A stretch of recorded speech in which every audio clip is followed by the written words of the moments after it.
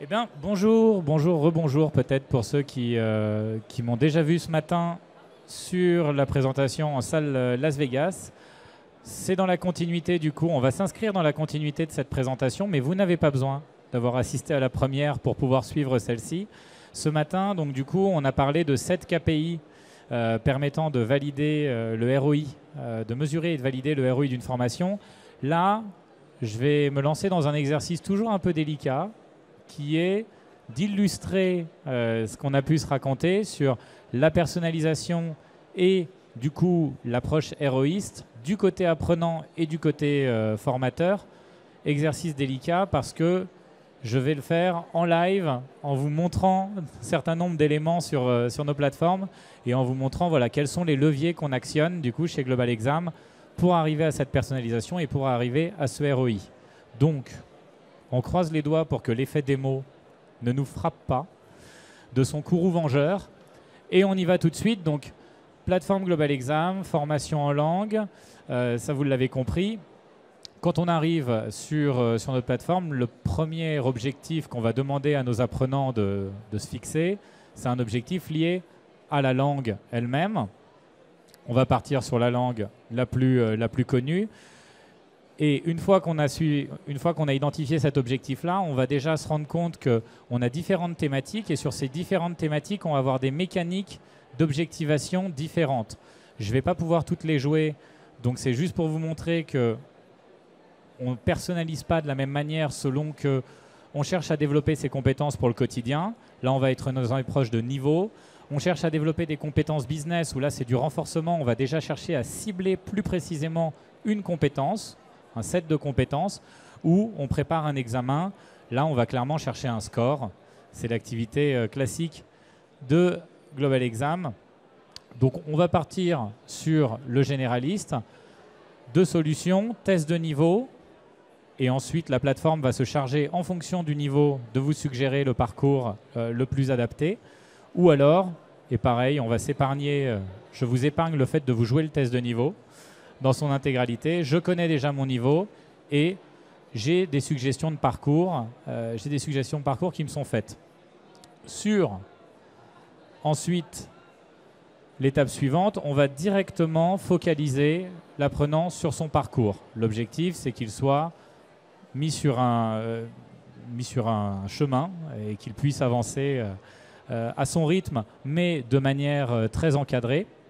Et là, sur la personnalisation du parcours, on va avoir plusieurs choses qui vont jouer à nouveau. Alors, premièrement, au niveau des corrections des activités, à chaque fin des activités, on va aller identifier les compétences maîtrisées, non maîtrisées. On va aller suggérer ensuite des ressources complémentaires qu'on retrouve dans une bibliothèque, typiquement des ressources liées au travail de la grammaire. Donc chaque activité va permettre de venir souligner un point de vocabulaire, un point de grammaire qui n'est pas forcément encore complètement maîtrisé et d'inciter l'apprenant à aller travailler sur ces ressources-ci. Sur ensuite, autre niveau de personnalisation, sur les paliers. Donc sur les paliers, on va venir travailler ici sur le renforcement, pareil, l'ancrage finalement des points faibles qui ont été identifiés pendant les 5 premières situations. Et enfin, sur un module qui compte une dizaine d'activités, on va avoir toujours une activité de validation qui va permettre là de basculer dans l'approche plus héroïste, sensation d'accomplissement. On n'a pas besoin de réaliser l'intégralité de son parcours pour commencer à valider l'acquisition de certaines compétences. On le fait progressivement au fil des différents modules. Évidemment, le parcours se termine par une certification qui, elle, va rebalayer l'ensemble des notions acquises au cours de la formation. Et cette certification, l'apprenant va la retrouver dans un module ici. Alors évidemment, comme c'est un compte test, il n'y a pas de certification débloquée, mais la certification qui est débloquée permet du coup d'avoir une preuve et une opposabilité.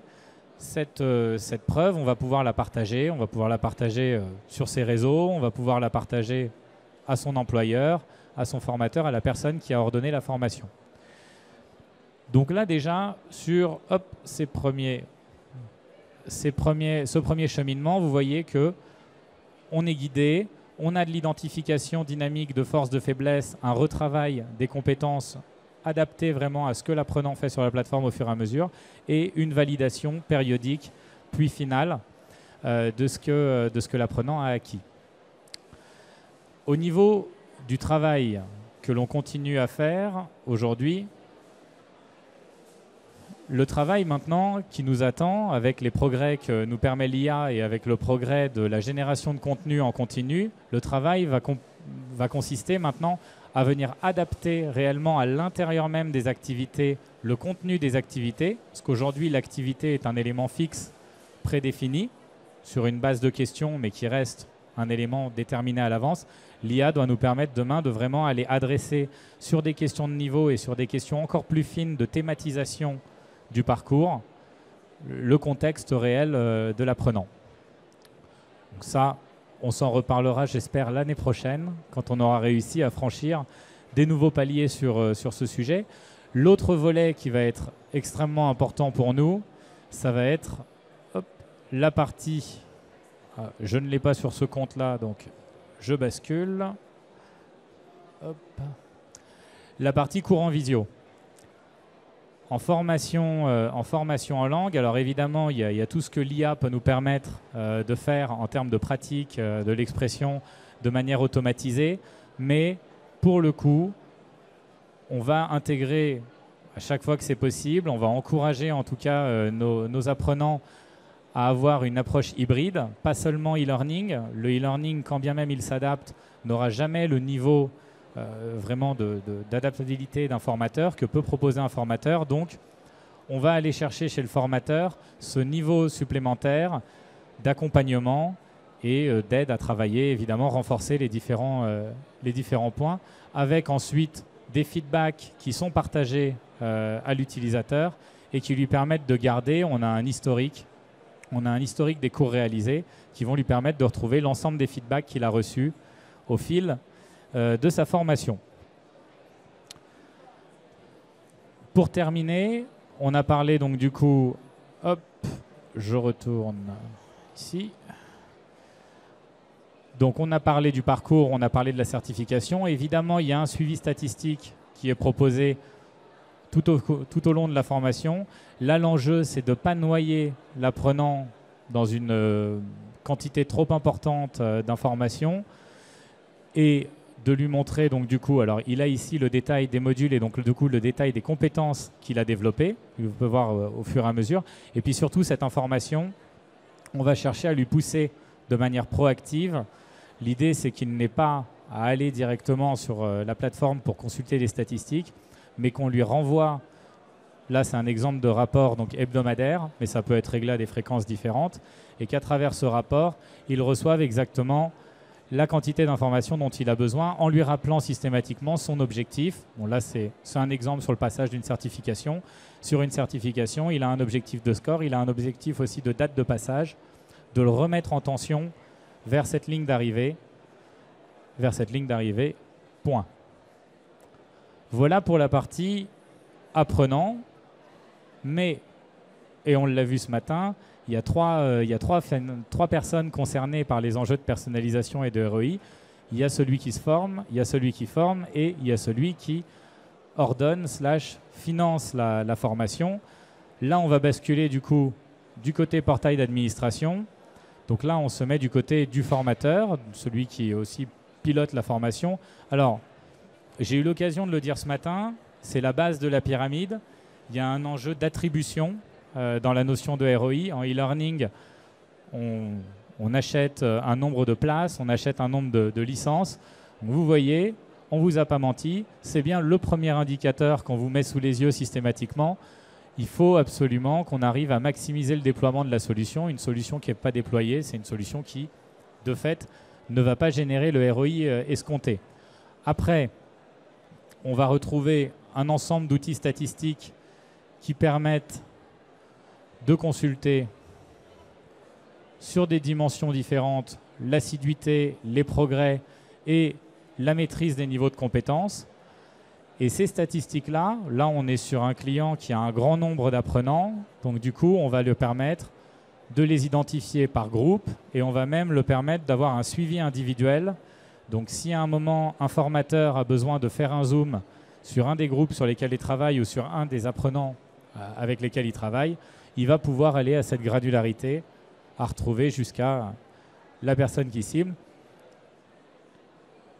Et, voilà, et il retrouvera donc du coup les informations spécifiques pour cet utilisateur et il pourra faire un travail du coup adapté. Vraiment, il pourra, en fonction des retours qu'il obtient sur le travail de l'apprenant, il pourra lui-même adapter son action de formation, que ce soit une action de formation s'il est formateur dans un organisme de formation ou dans une école, la formation en classe.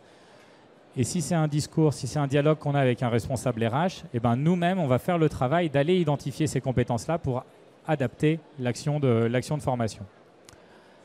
Évidemment, tout ce travail statistique, il est exportable, il est transférable. On le fait remonter aujourd'hui dans les systèmes directement de nos clients.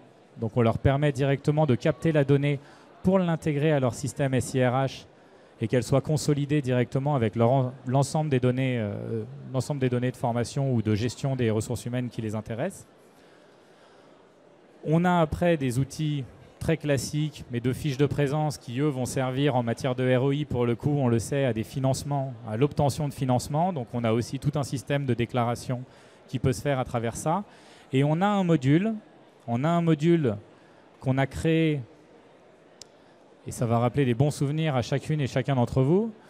On a créé ce module à l'époque pour nos clients éducation, et c'est quelque chose qu'on est en train de décliner sur un modèle corporate. Mais pour nos clients éducation, on a rétabli la bonne vieille note sur 20, puisque très important quand on est en France d'avoir une note sur 20 à chaque fois qu'on travaille sur un sujet.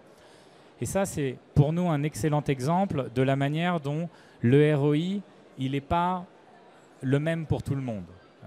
On n'a pas tous la même manière de regarder le ROI. Un professeur, typiquement, lui, il va devoir à la fin de l'année, entre autres, remplir un bulletin de notes.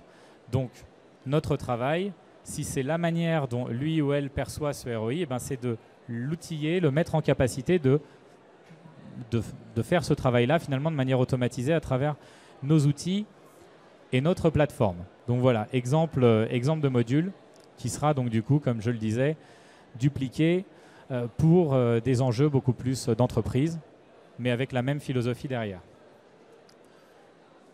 Je crois que j'ai déjà fait un assez bon tour. Le dernier volet, en effet, que je voulais aborder avec vous, c'est que dans cette personnalisation... Ah non, je sais, la dernière chose que je ne vous ai pas montrée, c'est la capacité qu'on offre aussi à nos clients de personnaliser le parcours de leur apprenant. Donc là, on va créer des parcours en amont, mais ça fait le lien avec ce que j'allais vous dire pour conclure, c'est que toute cette action de personnalisation et de matérialisation du ROI, elle est adossée à une vraie démarche d'accompagnement. Et cet accompagnement-là, c'est ce qui va nous permettre de cibler à la fois les objectifs spécifiques des organisations qu'on accompagne, mais aussi du coup de venir mettre en face des actions de formation adaptées. Donc finalement, on a notre galerie de parcours et on a notre mécanique de personnalisation, ce que je vous montrais au début, automatisée. Donc si un responsable formation souhaite laisser ses apprenants s'entraîner librement sur la plateforme, il peut le faire et il aura accès au contenu qui l'intéresse.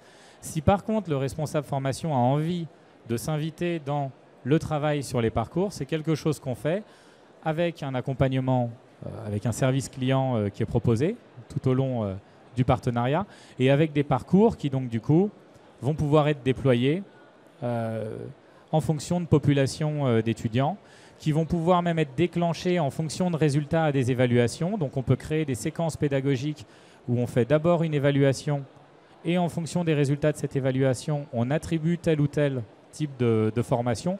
Donc on recrée des dynamiques de personnalisation, mais réellement adaptées, là pour le coup, aux enjeux spécifiques de chacun de nos clients.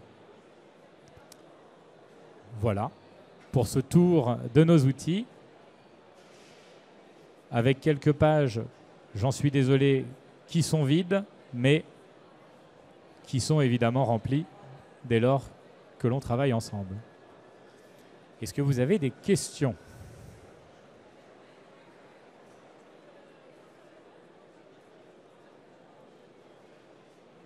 Non. Tout était clair. Eh bien, parfait. Eh bien, écoutez, je vous remercie. Je vous remercie pour votre attention. Ah, non, tu disais ? Je vous invite à nous retrouver donc du coup au stand U75. Nous avons ici Yann, Marie, Kautar qui seront ravis de répondre à vos questions précises si jamais vous avez des cas pratiques à leur présenter. Nous, c'est vraiment en tout cas ce à quoi on est attaché, à la fois une logique d'outils qui s'adapte et en même temps un accompagnement qui permet derrière de mettre en place la solution qui répond à vos besoins. Bon après-midi à tous, merci.